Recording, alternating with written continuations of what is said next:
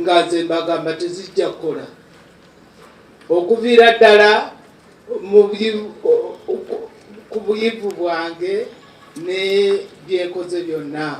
Mu finance mumanyi nali chief planner wa gavumenti, nengenda mu energy ne mu ministry y'ekikula ky'abantu byonna ng'akola n'abantu. Naye nga buli awali obutakkaanya bw'ogenda okubwanalizinga osanga gabuva ku ttaka. Abooluganda, abakyala, abaana, ab'omuliraano, obutategeeragana obusinga obungi buva ku ttaka. Jenosale bwe yali atandika kapeeka namugamba nti gezaako naye tojja kufuna kyoyagala. Lwaki? Kubanga ettaka lyonna lyonna eryetoloddewo lirina conflict.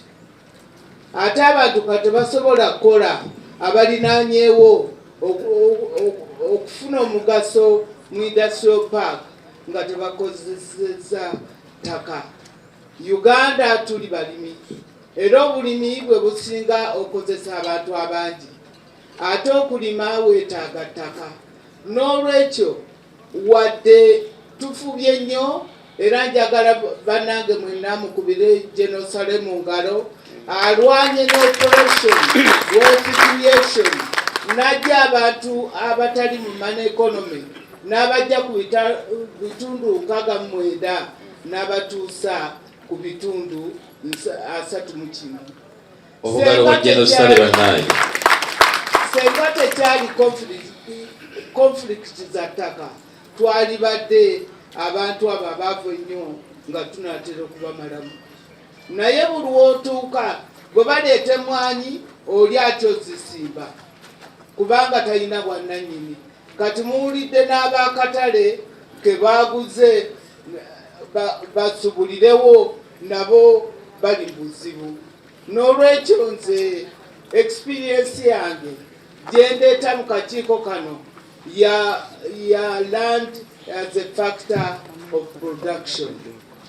N'olwekyo bannange njagala okubasaba mwenna mwagala ssente, waliwo atazaagala. Abaagala okufuna ssente mujje mwetegereze by'ettaka kubanga essente ezisinga wadde waliwo service industries mujja zikola nga ziva mu ttaka. N'olwekyo bannange mujje wano.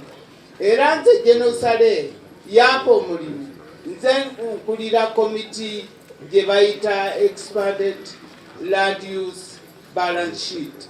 Byafuna tulifunamu tutya, tujjawo tutya endooliito abantu baganyulwe mu ttaka kubanga ettaka eririko endooliito terikola. Oyita ku ttaka likomerinaeri nti nanyiryo yafa abaana bakyakaayana nti namwandu bamugoba ettaka liriko kabyeti.